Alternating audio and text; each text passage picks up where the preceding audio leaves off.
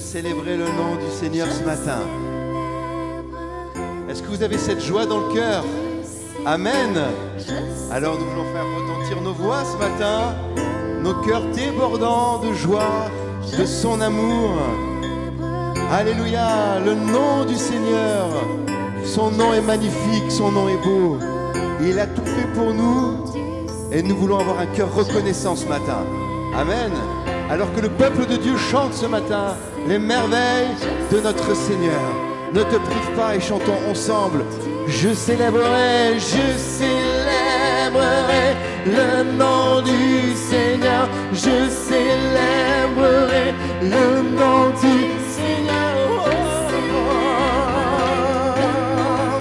Nom du Seigneur. Encore une fois, je célébrerai. Je célébrerai le nom du Seigneur. Je célébrerai le nom du Seigneur.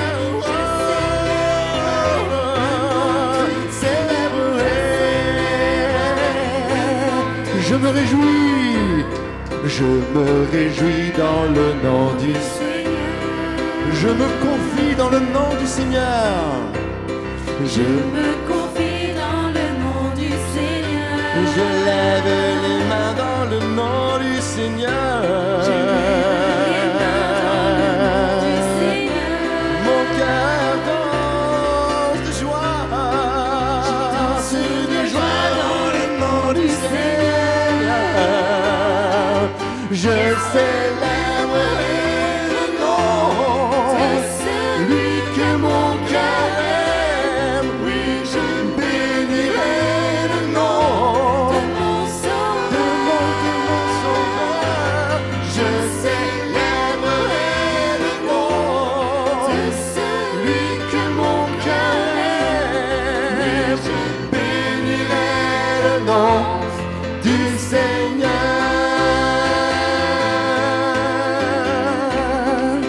Reprenons, je me réjouis. Je me réjouis dans le nom du Seigneur. Je me confie. Je me confie dans le nom du Seigneur. Je lève les mains. Je lève les mains dans le nom du Seigneur. Je danse de joie dans le nom du Seigneur. Je célébrerai le nom de celui que mon cœur aime. Oui, je bénirai le nom De mon de Sauveur. mon Sauveur. Je célébrerai le nom de celui que mon cœur aime. Oui, je Alléluia. bénirai le nom Tous ensemble. du Seigneur. Je célébrerai le nom de celui. Que mon Il est toute ta vie, il est ton Sauveur, il est ton Seigneur.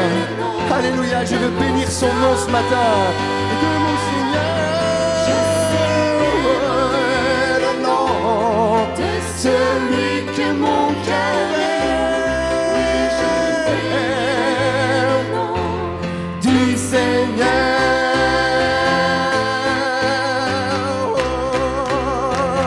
Ensemble, je célébrerai le nom du Seigneur. Je célébrerai le nom du Seigneur. Je célébrerai le nom du Seigneur. Je célèbre que les voix, le nom du Seigneur. Je célébrerai le nom du Seigneur. Je célébrerai le nom du Seigneur. Je célébrerai le nom du Seigneur. Je célébrerai le nom du Seigneur.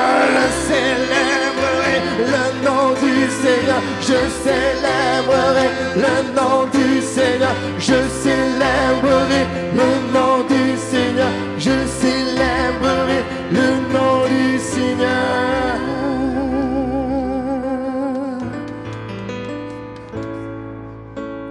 Il a fait de soit un royaume, amen, sacrificateur. Il t'a fait asseoir sur le trône, il a fait de toi un peuple de... Réjouis-toi, réjouis-toi, peuple du Seigneur. Ton Dieu t'a visité, ton Dieu t'a visité. Réjouis-toi, peuple du Seigneur, adore et glorifie son nom. Réjouis-toi, réjouis-toi, peuple du Seigneur, ton Dieu t'a visité. Réjouis-toi, peuple du Seigneur, adore et glorifie son nom. Il a fait de toi, il a fait de toi un royaume et sacrificateur. Il t'a fait asseoir sur le trône, il a fait de toi un peuple de vainqueurs. Réjouis-toi, peuple du Seigneur, ton Dieu t'a visité. Réjouis-toi, peuple du Seigneur, adore et glorifie son nom. Adore et glorifie son nom. Adore et glorifie son nom.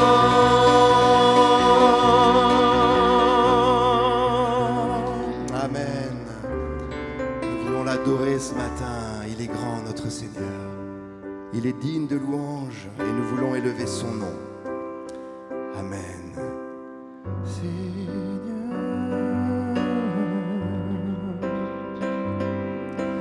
Dieu, tu es grand et digne de louange. Dans la cité de Dieu, la ville sainte,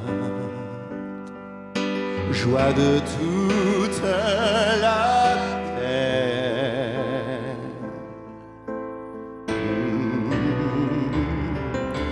Dieu, tu es grand, toi qui nous donnes la victoire. Tu nous aides à vaincre l'ennemi. Nous prions le genou.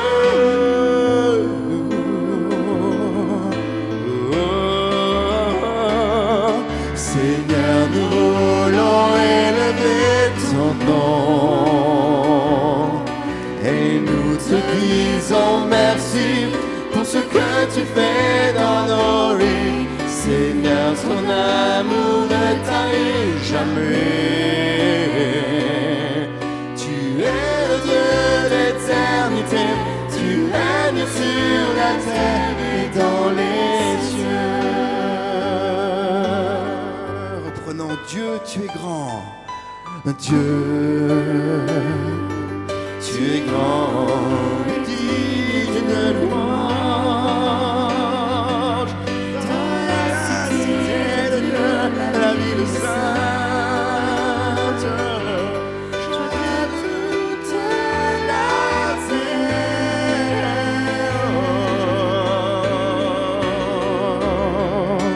Dieu, nous donne la victoire. Tu nous aides à vaincre l'ennemi. Nous plions le genou.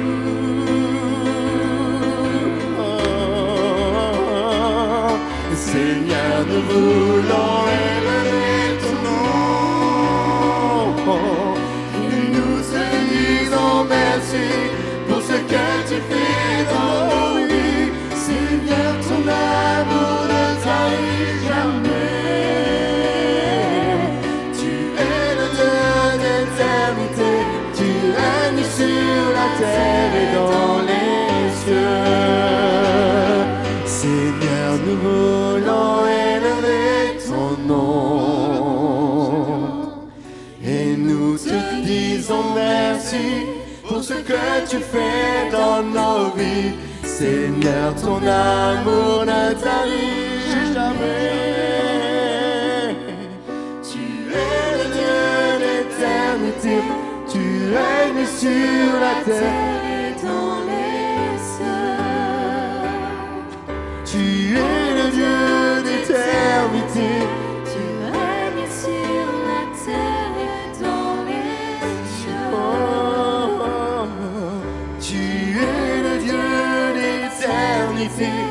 Tu règnes sur la terre et dans les cieux.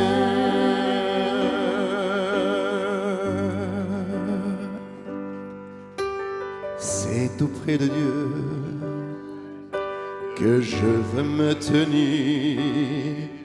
Il est mon Seigneur, mon roi. C'est auprès de Dieu que je peux ressentir tout l'amour qu'il a pour moi. C'est auprès de Dieu que je voudrais grandir, entendre le son de sa voix.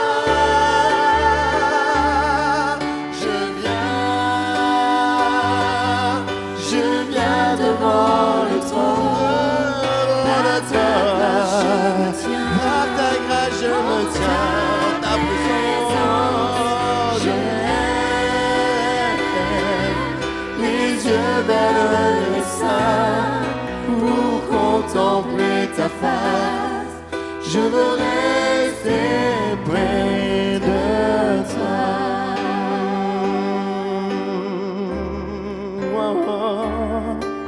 C'est auprès de Dieu auprès de Dieu.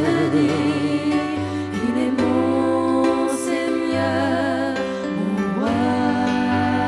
C'est auprès de Dieu que je peux ressentir tout l'amour qu'il a pour moi. C'est auprès de Dieu que je voudrais grandir, entendre le son de sa voix. Je viens devant le trône, devant le trône. Par ta grâce je me tiens, en ta présence je lève les yeux vers le sein, je restais près de toi.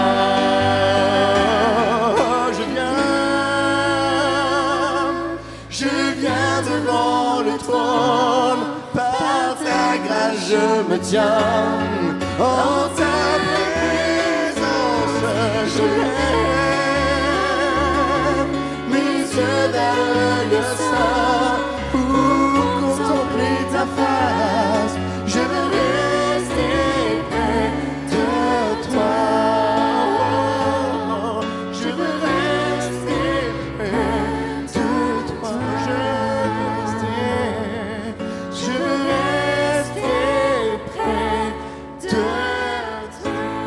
Mon Jésus, mon Sauveur, rien n'est comparable. Nul n'est comparable à mon Dieu. Tous les jours, je veux chanter les merveilleux de ton amour. Mon refuge, mon abri, mon réconfort, mon appui, que tout mon être, toute ma vie ne cesse de t'adorer.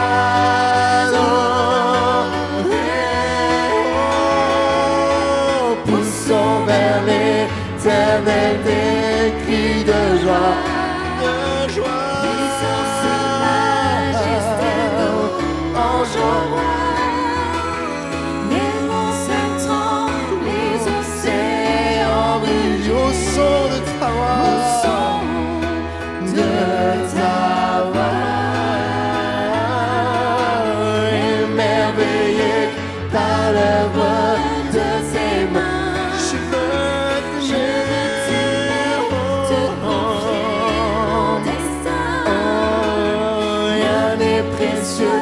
Si ce n'est ta promesse en moi. Prenons ensemble mon Jésus, mon Sauveur.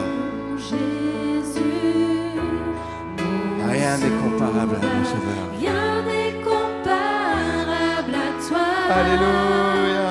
Tous les jours, je veux chanter. Merci pour tes promesses. Alléluia. Ce qu'il dit, il accomplit toujours. Alléluia. Mon refuge, mon ami, mon réconfort, mon appui, que tout mon être, toute ma vie ne cesse de t'adorer. Oh, poussons vers L'éternel des cris de joie. cris de Puissance, majesté, louange au roi. Oh, les montagnes tremblent, les océans Rugissent. au son de ta voix, au son de ta voix. Émerveillé par l'œuvre de Tes mains. je veux t'aimer. Oh, rien n'est précieux si ce n'est ta promesse en moi.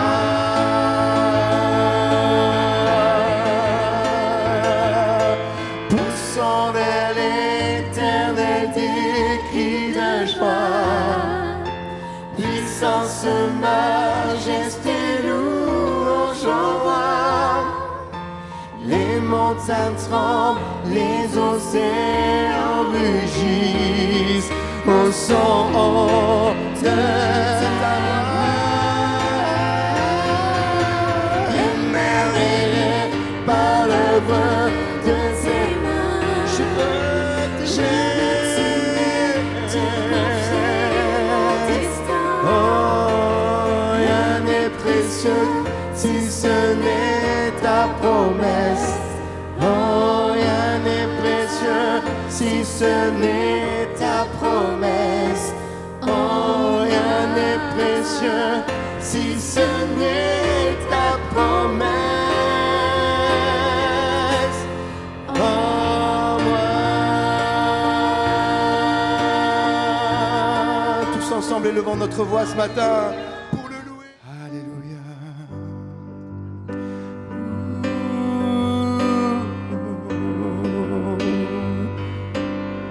Les cieux déclarent la gloire de Dieu. Et le monde entier viendra louer son nom merveilleux. Dans les cieux, les mers, tout sur la terre, toute créature se lèvera pour bénir le roi. Venons l'adorer, venons l'adorer, Jésus-Christ est Seigneur. L'Éternel roi bientôt reviendra. Et bien que la terre passera, il demeurera. Venons l'adorer, venons l'adorer, Jésus-Christ est Seigneur. Venons contempler, venons contempler, venons à ses pieds, Jésus-Christ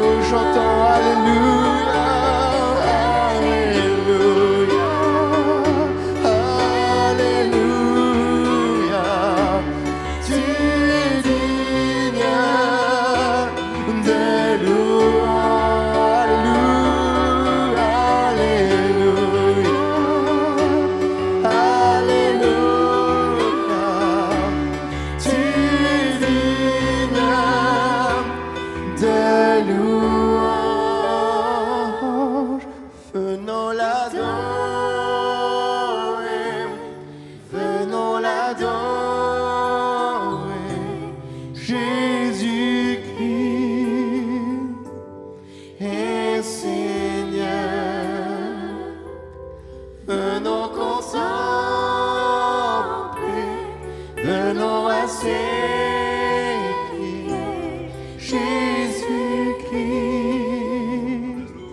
est Seigneur. Venons l'adorer,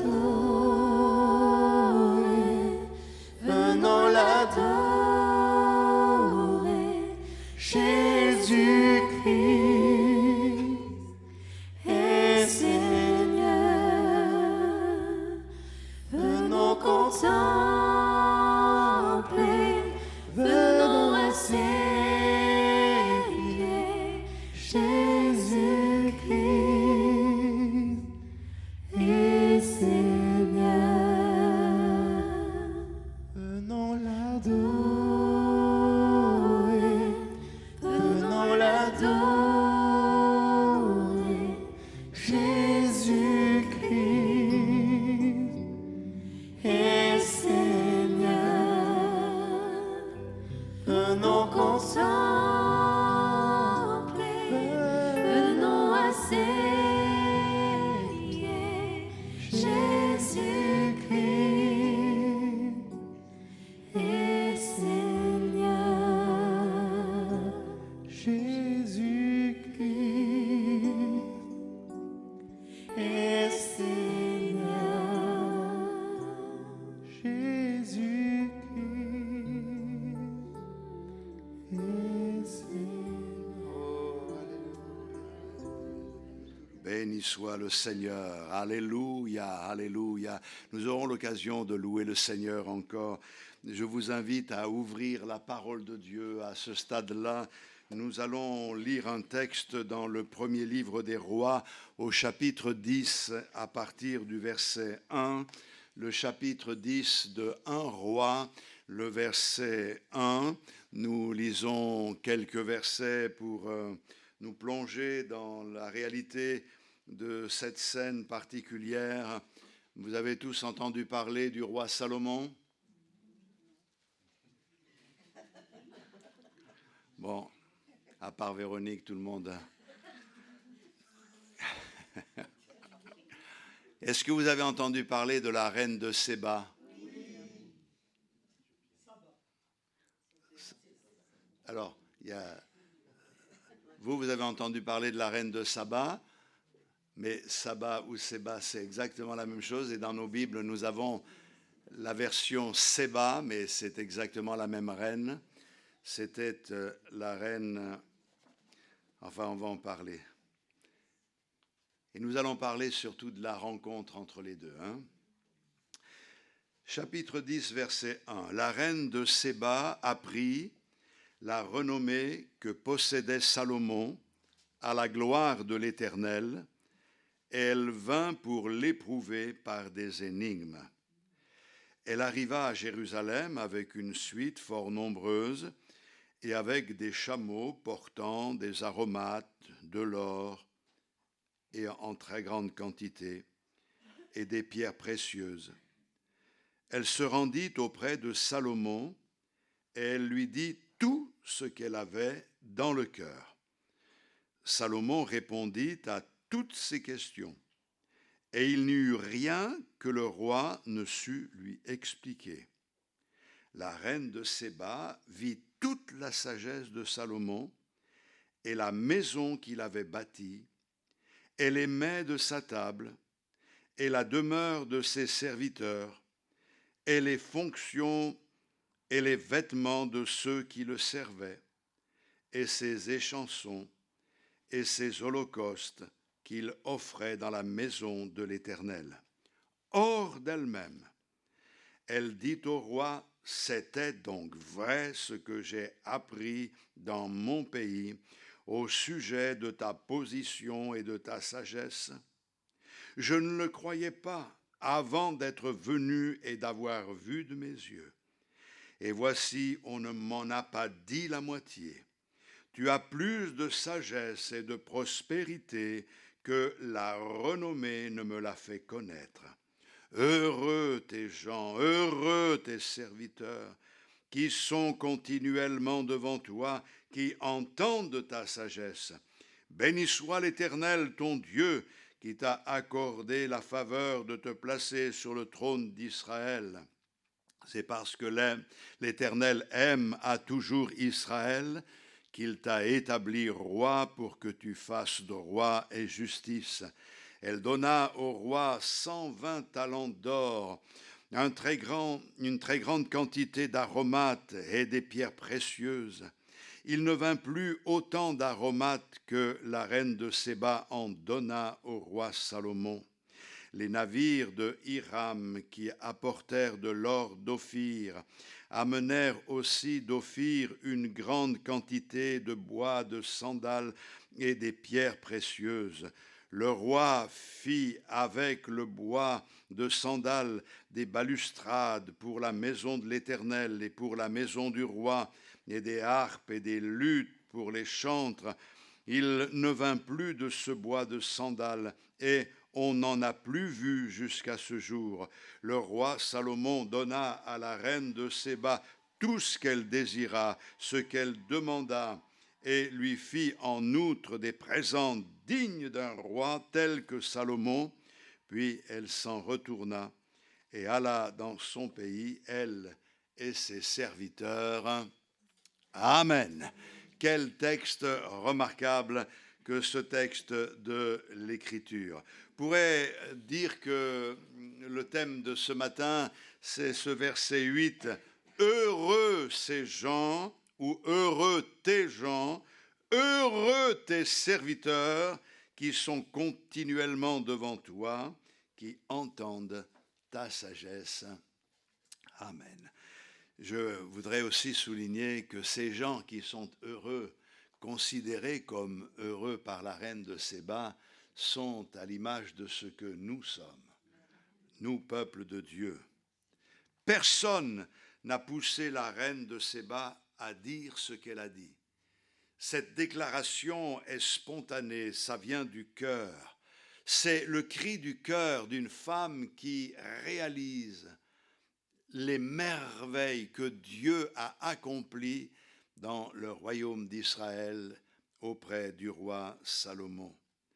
Elle a une conviction personnelle et c'est une façon pour elle de rendre gloire à Dieu au travers de ce qu'elle voit, de ce qu'elle constate, au travers de ce qu'elle a observé. Elle affirme que ceux qui sont participants de ces bénédictions sont heureux. Oh, que j'aimerais que nous, enfants de Dieu, nous donnions un tel témoignage que les gens autour de nous en arrivent à dire « c'est formidable ».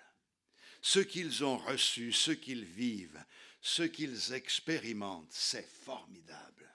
Nous voulons connaître le Dieu qu'ils servent. Nous voulons suivre la voie dans laquelle ils sont engagés. Nous voulons expérimenter la grâce de Dieu comme ils l'ont expérimenté. Et souvent, le comportement de ceux qui se recommandent de Dieu n'est pas très heureux. Il n'est pas très encourageant. Il y a des plaintes, des lamentations, des contestations. Il y a des attitudes qui quelquefois ressemblent plus à des attitudes d'agressivité de la part des gens qui n'ont pas expérimenté la grâce de Dieu. Il y a des choses qui font qu'on ne s'y reconnaît pas parce que ce n'est pas conforme à ce qui est écrit. Ni au lieu d'honorer le Seigneur, ça déshonore le Seigneur. Souvenez-vous que quand Jésus a enseigné la prière du Notre Père, il a dit « Dites Notre Père qui es aux cieux, que ton nom soit sanctifié ». C'est une phrase qui est très intéressante, car on ne peut pas rendre le nom du Seigneur saint. On ne peut pas le rendre plus saint qu'il n'est. Qu'est-ce que ça veut dire que ton nom soit sanctifié? Bien, vous savez, pendant très longtemps, nous avons déshonoré le nom du Seigneur en vivant dans le péché, dans la désobéissance, en laissant la chair dominer, en faisant les choses contraires à ses désirs de l'esprit. Pendant des années, ça a été notre lot. Mais un jour, nous l'avons rencontré. et notre vie a été transformée. Nous sommes nés de nouveau, n'est-ce pas? Si certains n'ont pas fait cette expérience, eh bien je les encourage à donner leur cœur au Seigneur, naître de nouveau. À partir de là, nous avons fait demi-tour. Et alors que nous déshonorions le nom du Seigneur, maintenant, nous avons décidé de l'honorer, de le sanctifier par notre attitude, par notre vie. Et c'est donc important que notre témoignage soit à la gloire du Seigneur. Alléluia. Avant d'en arriver à cette expérience, la reine de Séba avait entendu parler de la sagesse de Salomon sans vraiment y avoir cru. Elle avait encore des doutes. Maintenant, elle est venue, elle est témoin de ces choses, elle est convaincue, les réserves qui étaient en elle sont tombées, et la Bible nous dit au verset 6, « Hors d'elle-même, elle dit au roi, c'est donc vrai ce que j'ai appris dans mon pays au sujet de ta position et de ta sagesse. » Alléluia. C'était donc vrai, hors d'elle-même. La Bible nous dit qu'elle en eut le souffle coupé dans une traduction. Elle était estomaquée, comme on dit dans le milieu. Elle était sidérée. Elle s'est dit, j'ai entendu parler de ces choses. Je suis venu parce que je n'y croyais pas, mais c'est bien plus vrai que tout ce que l'on a pu me dire. C'est extraordinaire. Et mes frères et sœurs, ça, c'est le comportement de ceux à qui on a rendu témoignage et qui viennent au Seigneur.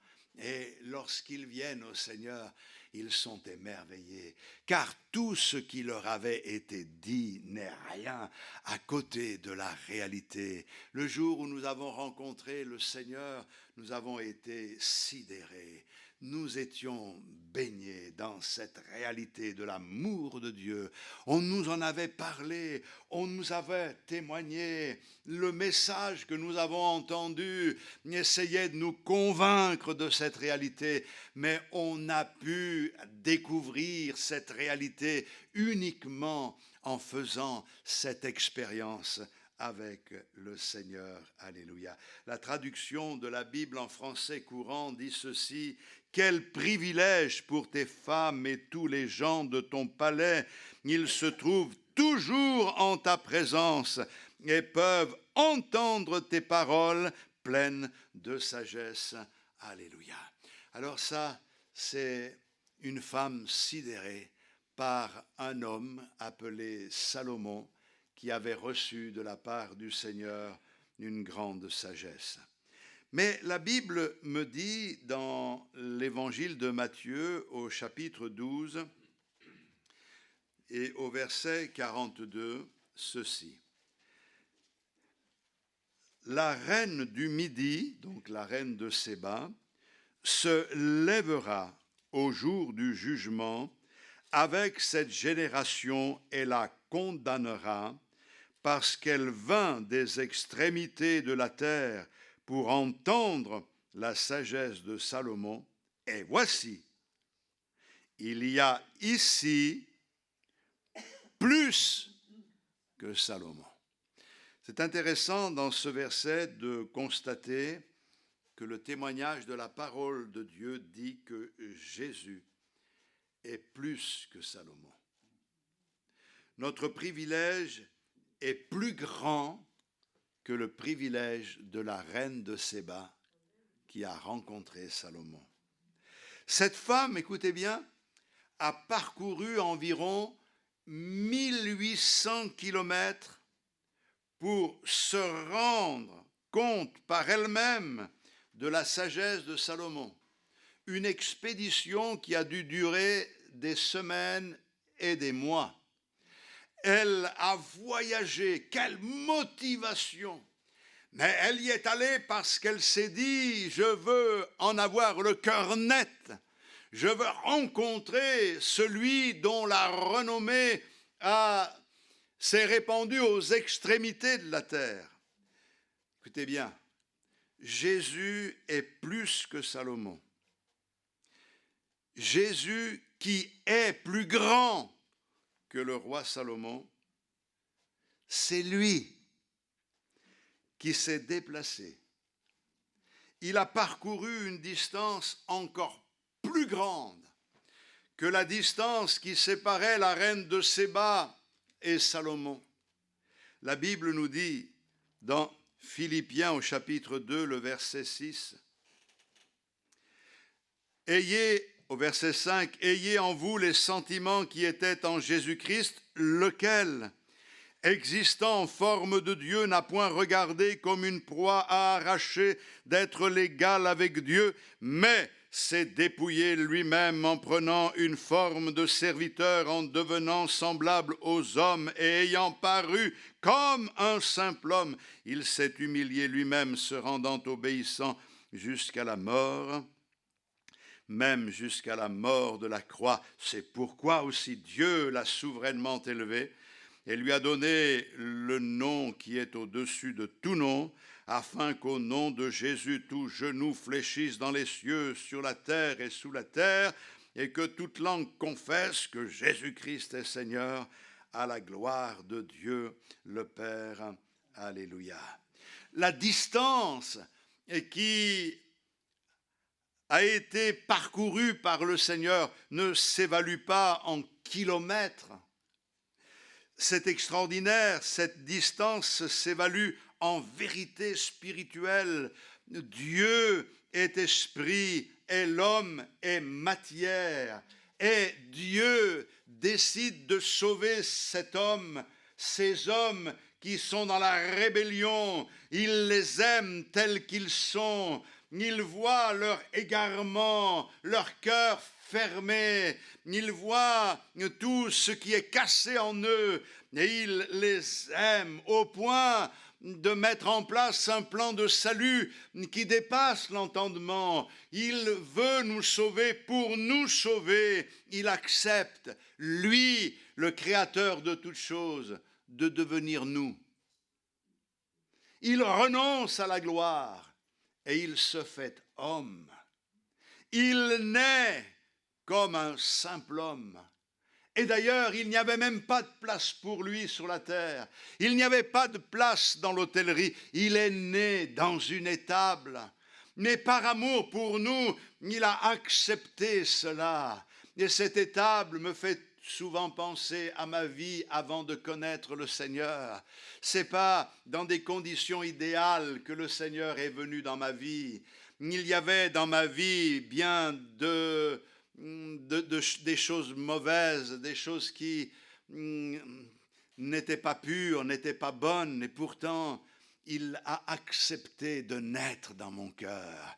C'est formidable parce que tout à l'heure nous avons chanté la promesse en moi, cette parole en moi, la parole c'est Christ, est venu en moi. Quel bonheur extraordinaire. La dimension divine appartient à un autre univers. Je n'arrive pas à comprendre comment le créateur de toutes choses, dont la Bible dit que les cieux des cieux ne peuvent le contenir, et il fait de la terre son marchepied. Je n'arrive pas à comprendre comment ce Dieu infiniment grand a pu un jour faire sa demeure dans mon cœur.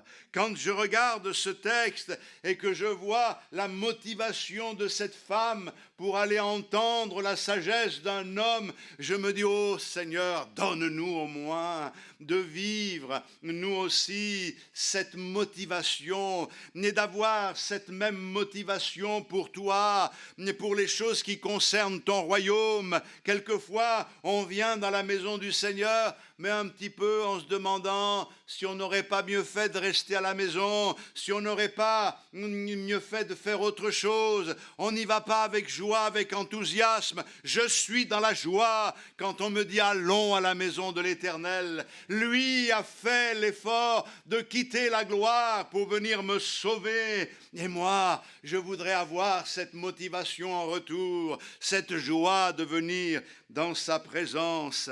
Gloire au Seigneur. L'amour de Dieu, c'est l'amour qui franchit tous les obstacles. Et cet amour se mesure en termes de largeur, de longueur, de profondeur, de hauteur. Alléluia. Il nous a tant aimés. Alléluia. Qu'il a donné sa vie à la croix du Calvaire. C'est formidable de serrer cette parole dans nos cœurs. Vous allez me dire, mais ça je l'ai entendu le jour où j'ai donné mon cœur au Seigneur. C'est de l'évangélisation, frère. Vous savez, je ne veux pas mettre en oubli la purification de mes anciens péchés. Et je veux, jour après jour, être reconnaissant au Seigneur pour ce qu'il a fait dans ma vie. Alléluia. Jésus est plus grand que Salomon. Quelle différence de nature, différence de prestige. Salomon, c'est un homme qui est devenu roi. Il a été élevé à cette dignité de roi. Un simple homme qui devient roi. Jésus, c'est Dieu qui est devenu homme et serviteur. C'est pas le même chemin, hein? Je crois que Dieu est devenu homme pour nous montrer quel est le chemin que nous devons suivre, quelles doivent être nos aspirations. Cependant, si Dieu est devenu homme, il doit être traité comme Dieu et considéré comme tel. Et quand je m'approche de lui, c'est avec cette crainte respectueuse, avec ce profond respect, cet amour et cette reconnaissance. Mais je l'observe, et en l'observant, j'apprends quelque chose. Souvent, nous avons pensé que nous étions quelqu'un. Souvent, nous avons pensé que nous méritions ceci ou que nous méritions cela. Nous aimons l'ascension. Nous aimons les honneurs. Nous aimons être vus. Nous aimons être portés. Mais le Seigneur, lui, a suivi un autre chemin. Et d'ailleurs, il nous enseigne ceci. C'est une vérité que j'ai apprise assez tôt dans les voies du Seigneur. C'est que l'échelle de Dieu, pour monter, commence toujours par descendre. Je me souviens avoir fait cette étude de la vie de Joseph dans le livre de la Genèse. Dieu lui avait expliqué qu'il monterait et que ses frères se prosterneraient. Mais au lieu de cela, le voici jeté dans une citerne. Seigneur, tu dis que je vais monter et je suis plus bas que terre maintenant puisque je suis au fond du trou. Et quelquefois, on ne comprend pas que le chemin par lequel le Seigneur nous fait passer, c'est un chemin qui est très difficile. Parce que c'est plus facile de monter que de descendre. Mais le Seigneur savait très bien pour Joseph que pour pouvoir monter et pour se maintenir dans l'humilité lorsqu'il serait en haut, il fallait qu'il descende très bas. Et nous avons besoin de vivre ces expériences et d'être formés par la main de Dieu. Écoutez-moi, mes frères et sœurs, nous sommes privilégiés de connaître un Dieu si grand, mais nous ne l'aimons pas parce qu'il nous fait monter, parce qu'il nous accorde ses grâces, parce qu'il nous bénit dans tel et dans tel domaine. Nous l'aimons pour ce qu'il est. Nous l'aimons et il n'y a rien à ajouter à cela. Nous l'aimons de tout notre cœur. Seigneur, je t'aime parce que tu m'as béni, je t'aime parce que tu as répondu à ma prière, je t'aime parce que tu es intervenu dans cette situation, c'est bien. Et si le Seigneur n'était pas intervenu, et s'il ne t'avait pas béni comme toi tu l'avais espéré, est-ce que tu l'aimerais encore? Seigneur, que tu me bénisses ou que tu ne me bénisses pas, c'est le choix de ma vie. Je t'aime, Seigneur, et je t'aimerai jusqu'au bout. L'Éternel est mon berger. Alléluia. Vous savez, le Seigneur peut toutes choses. Il peut guérir les malades, par exemple. Et nous sommes malades et nous prions, Seigneur, guéris-moi. Guéris-moi, tu l'as dit, Seigneur, guéris-moi, guéris-moi. Eh bien, c'est bien de le revendiquer, c'est bien de manifester la foi. D'ailleurs, nous devrions être des hommes et des femmes de foi dans ce domaine-là. Mais il arrive un moment où nous pouvons dire aussi, Seigneur, que tu me guérisses ou que tu ne me guérisses pas, tu es l'Éternel qui me guérit. Tu es mon médecin. Ce n'est pas parce que tu ne l'as pas fait dans ma vie que tu n'es pas le même. Tu es toujours le même. Alléluia. J'avais été touché par le témoignage pastoral que j'avais entendu il y a quelques années de cela dans un pays sud-américain, je ne me souviens plus lequel. Un homme évangéliste prêchait la parole de Dieu dans des stades, il y avait des guérisons en nombre. Et un jour, cet homme est tombé malade et ça s'est vraiment dégradé dans sa santé. Il s'est retrouvé dans un fauteuil roulant. Il était assez déçu, il était meurtri, mais il a continué à bénir le Seigneur, à servir le Seigneur comme il le pouvait de tout son cœur.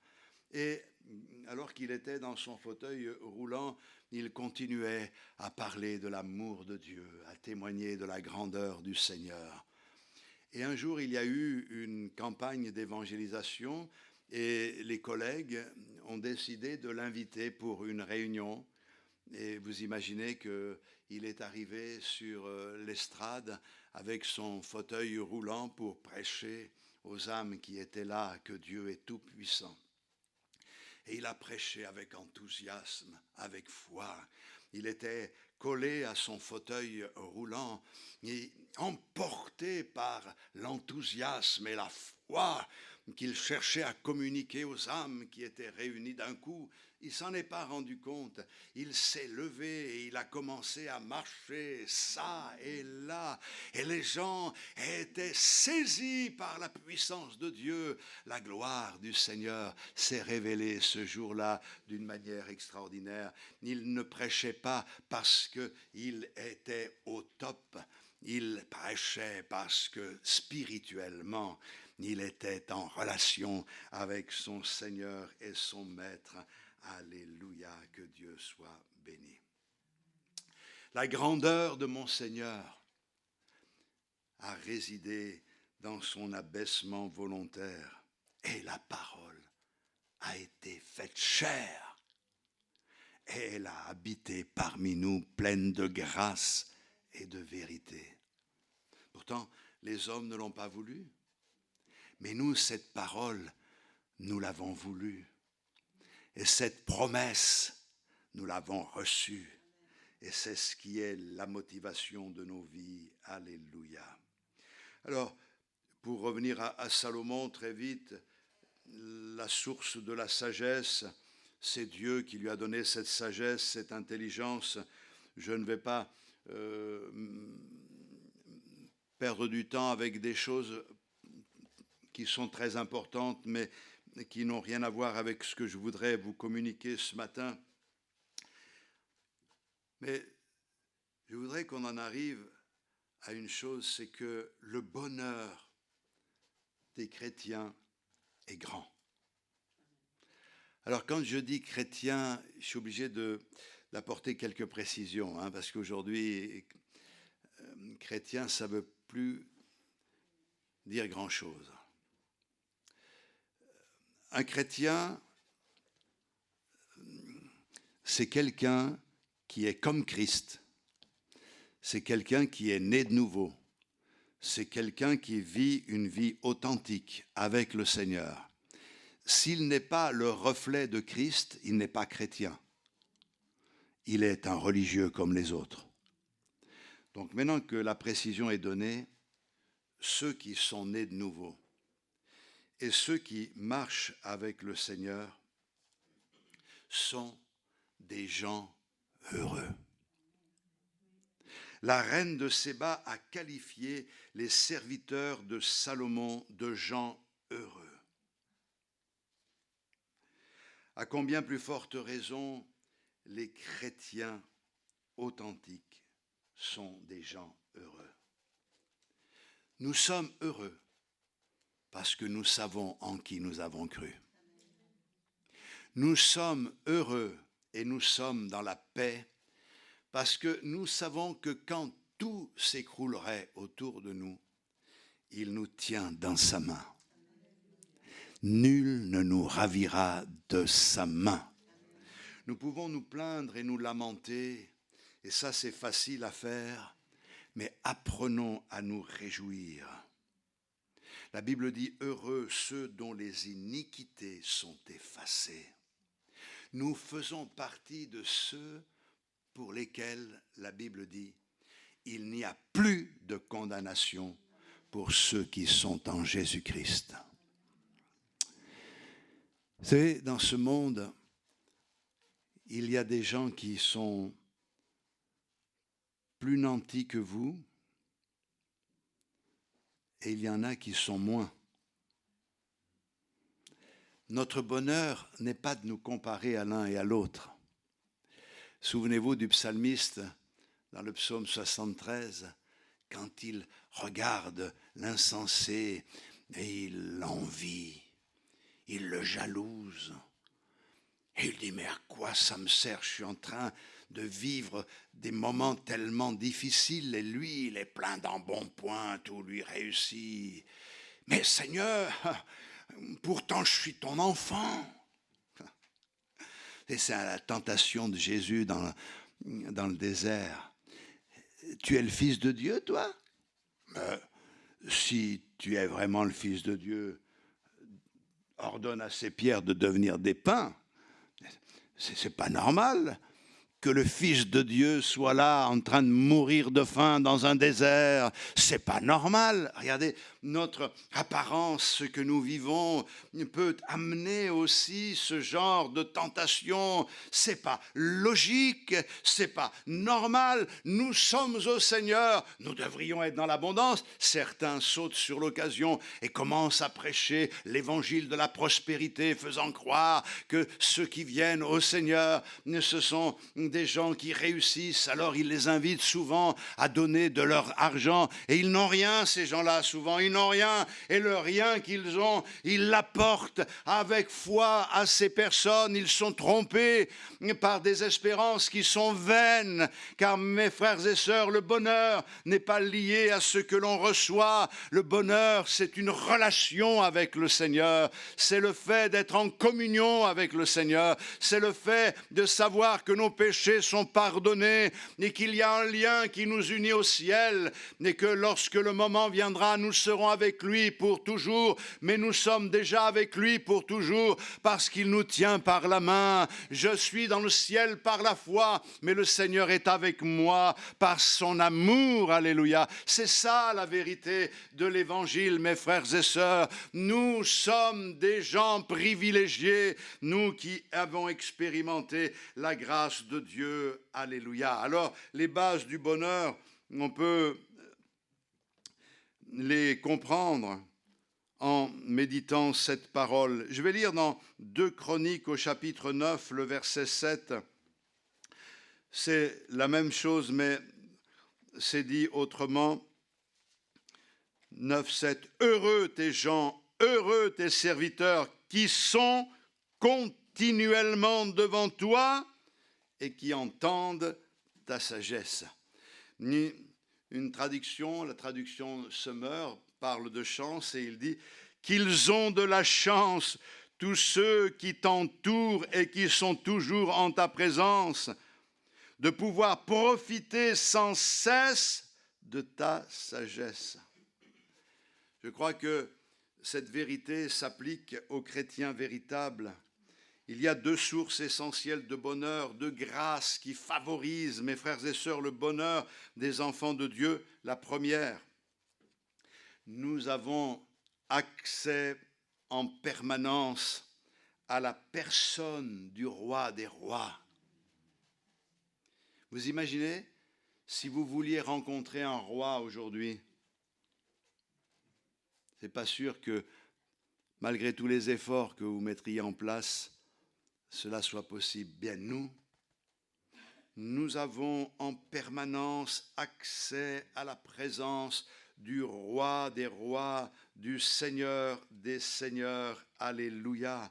Le psaume 65 au verset 5 dit « Heureux celui que tu choisis et que tu admets en ta présence pour qu'il habite dans tes parvis. Nous nous rassasierons du bonheur de ta maison, de la sainteté de ton temple. » Alléluia. Heureux ceux qui sont admis dans la présence du Seigneur. Ça, c'est formidable.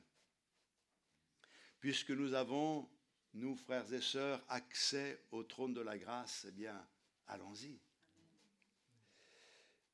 Puis il y a la possibilité constante de pouvoir profiter des conseils de la sagesse de Dieu. Et ça, c'est encore une grâce excellente. En lui, en Jésus, dit l'Écriture, se trouvent cachés tous les trésors de la sagesse et de la connaissance. Dieu nous a laissé sa parole, et dans cette relation que nous avons avec lui, le Seigneur nous parle au travers de sa parole pour que nous puissions vivre dans la lumière et non rester dans les ténèbres. Nous sommes en communion avec le Seigneur, et parce que nous sommes en communion avec le Seigneur et attachés à sa parole, nous sommes dans la lumière et nous sommes continuellement en communion avec celui qui remplit notre cœur, et c'est ce qui nous rend heureux, c'est ce qui doit être. Oh, formidable, la parole de Dieu ce matin. Je veux bénir Dieu de tout mon cœur. La reine a effectué une démarche à imiter. Elle était dans la position de ceux qui ont entendu parler du Seigneur. Nous avions entendu parler du Seigneur. Mais comme Job l'a dit, autrefois, j'avais entendu parler de toi, mais maintenant mon œil te voit. C'est bien d'entendre parler du Seigneur. On se régale d'entendre les autres nous parler du Seigneur, mais de le voir, de le contempler, c'est autre chose. Toutes ces questions, les énigmes qu'elle avait sans réponse, ont trouvé une réponse. Elle a dit tout ce qu'elle avait dans le cœur. Et la Bible nous dit qu'il n'y a rien eu que Salomon ne put répondre. C'est formidable, il y avait en lui une sagesse extraordinaire. Mes frères et sœurs, je voudrais vous dire qu'il n'y a pas de problème trop grand pour notre Seigneur. Et il n'y a pas de situation desquelles le Seigneur ne peut nous tirer. Il est le Dieu Tout-Puissant. Quelquefois, on ne sait pas comment il va s'y prendre. On ne sait pas comment il va faire, parce qu'humainement parlant, on a tout étudié. On a même demandé à l'IA de nous orienter. Qu'est-ce que tu dis pour nous dans cette affaire-là? Est-ce qu'humainement parlant, c'est possible? Et l'IA dit, non, c'est pas possible. À partir du moment où on arrive à cette situation, eh bien, il faut considérer que ça ne pourra pas changer. Mais quand bien même ça se passe comme cela, nous, on ne se fie ni en l'IA, ni dans la sagesse des hommes, mais on se fie dans la sagesse de Dieu. Et quelquefois, on est émerveillé parce qu'on n'avait pas pensé à cela, mais le Seigneur l'a fait en utilisant un moyen improbable. Oh, la multiplication des pains, comment est-ce possible? Seigneur, envoie la foule. Non, ils n'ont pas à s'en aller, le texte original dit, ils n'ont pas à s'en aller, c'est à vous de les nourrir.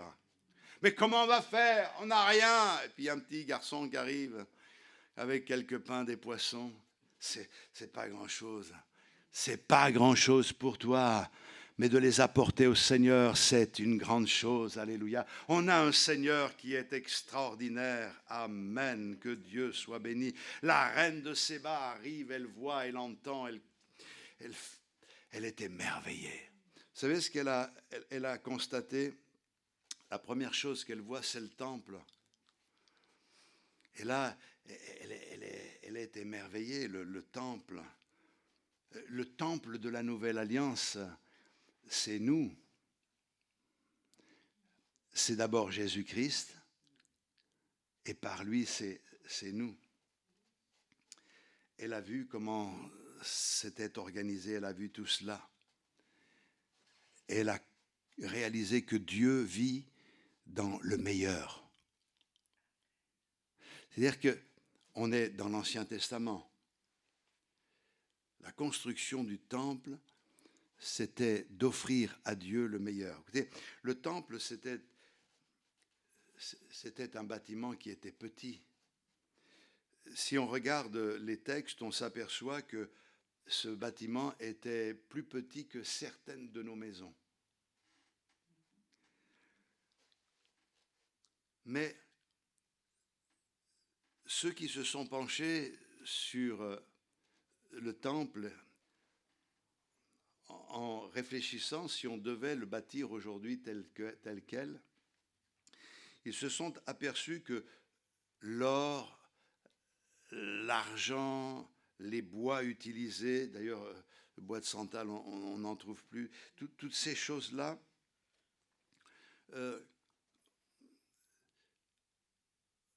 sont estimées à plus de 3 milliards d'euros aujourd'hui.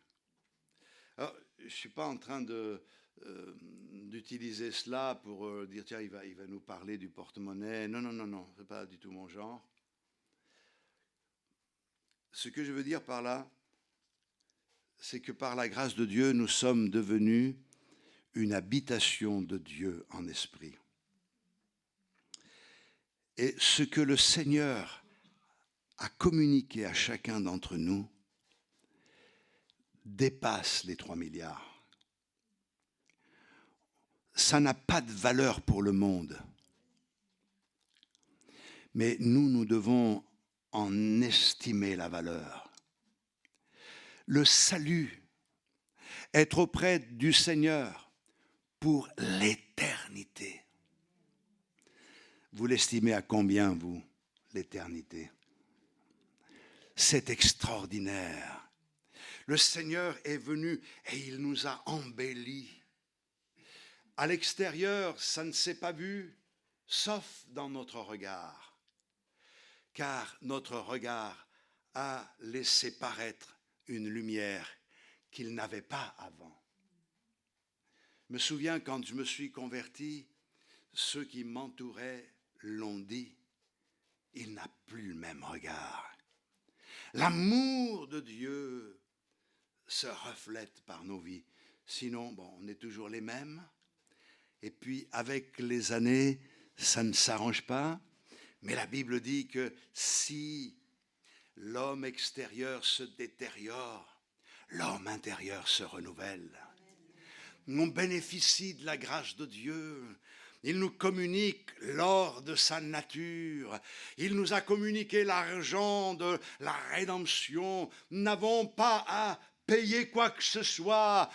Tout est fourni par le Seigneur. Nous sommes, en route vers la gloire. Et nous avons bénéficié de la bénédiction du Seigneur. Alors, je n'ai pas le temps d'en parler ce matin, mais elle a regardé, elle a vu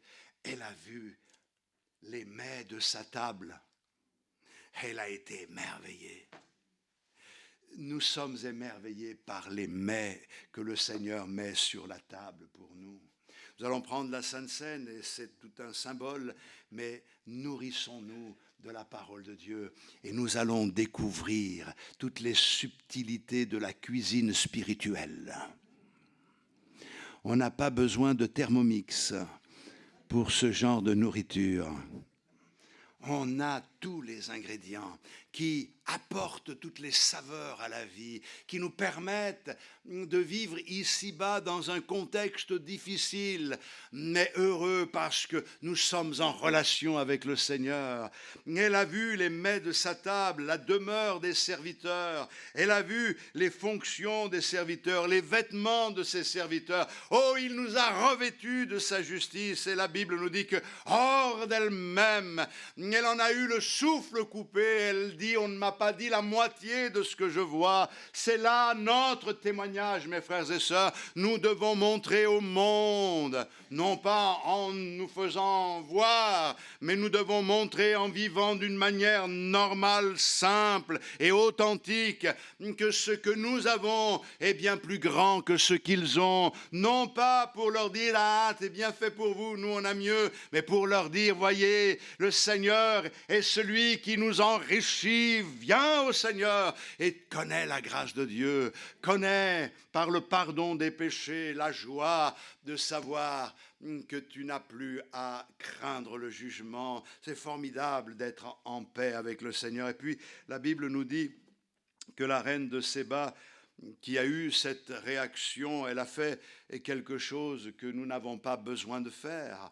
Elle a pris de l'or, elle a pris de l'argent, elle a donné des aromates, elle lui en a donné, mais quand on calcule cela, on est étonné, c'est impressionnant ce qu'elle a donné. Alors, nous n'avons rien à donner pour être sauvés. Cependant, nous ne pouvons pas, ayant été enrichis par le Seigneur, ne pas désirer lui donner. Et ce matin, en venant au culte, je dis au Seigneur, je veux t'offrir le meilleur de moi-même. Pas les miettes. C'est facile de donner les miettes, le superflu, mais te donner le meilleur, te donner la première place. Mais je terminerai avec cela. Quand on lit dans 2 Chroniques 9, 12, le roi Salomon donna à la reine de Séba tout ce qu'elle désira, ce qu'elle demanda, plus qu'elle n'avait apporté au roi. Puis elle s'en retourna et alla dans son pays avec ses serviteurs. Amen. Elle a donné beaucoup. Elle a donné immensément. Et quand elle est repartie, elle avait plus. Le miracle de la grâce de Dieu. Je veux offrir à mon Seigneur par amour. Je veux d'une manière désintéressée. Je ne le fais pas par intérêt.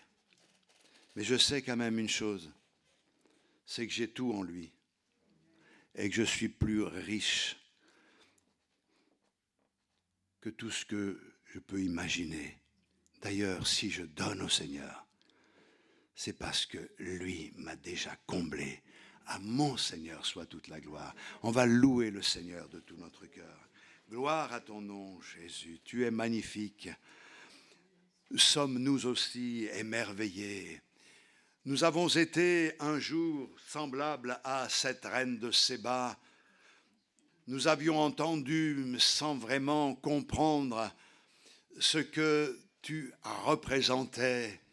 Et le jour où tu t'es révélé à nos cœurs, nous nous sommes sentis misérables, petits. Nous nous sommes sentis sales et pécheurs. Mais convaincus par ton esprit, nous avons pleuré sur notre péché. Et dans ta grâce, tu nous as pardonnés.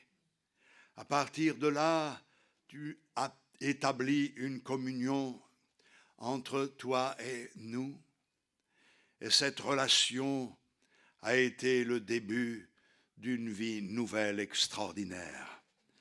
Seigneur, je suis privilégié parce que je peux constamment être dans ta présence.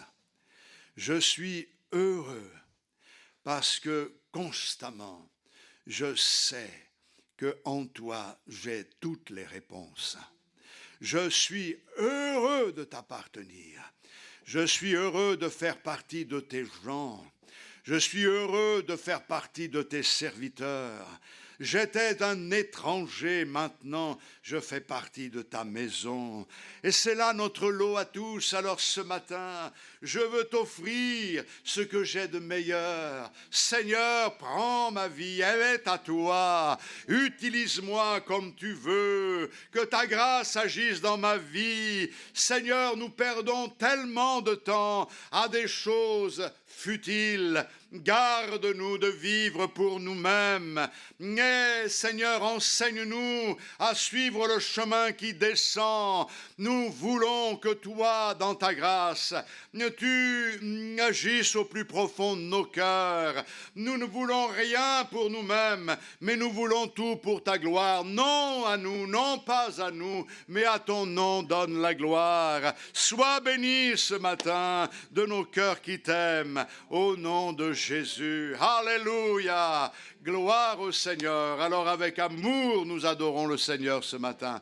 Béni soit-il.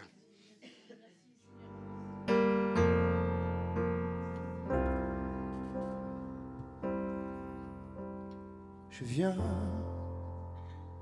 t'offrir, Seigneur, ce que j'ai de meilleur. Je viens t'offrir ma vie. Oui, à toi, Jésus-Christ. Et même si je suis fragile, et même si c'est difficile, je chanterai gloire à l'Éternel.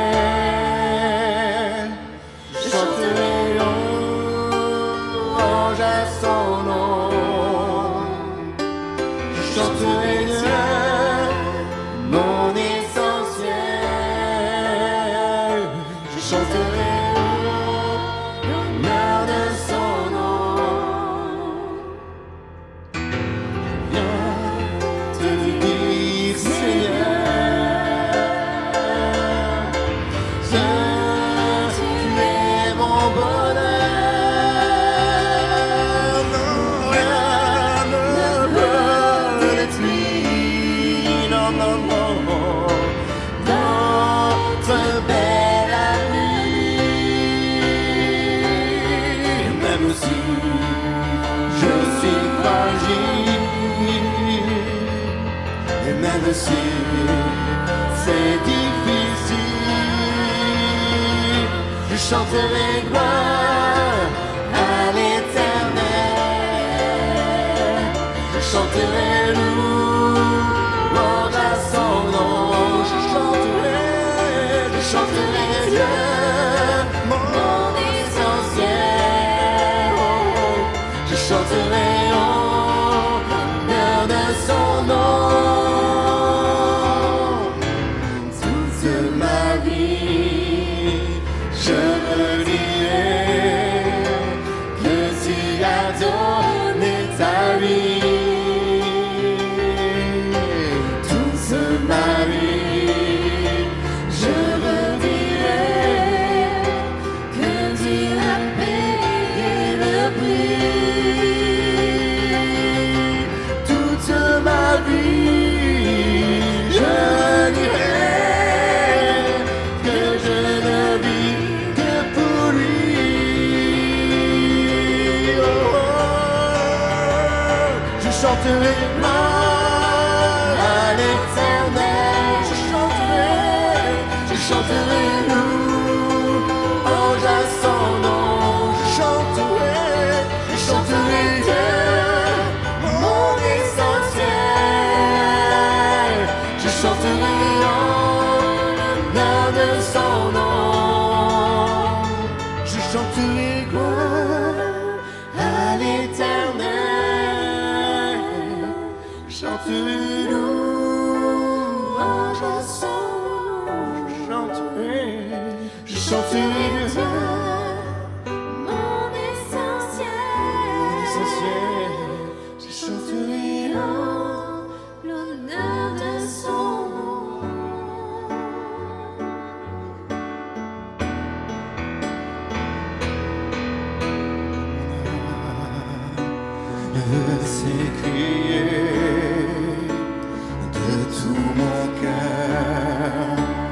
je veux chanter. Alors mon âme veut s'écrire de tout mon cœur. Je veux chanter.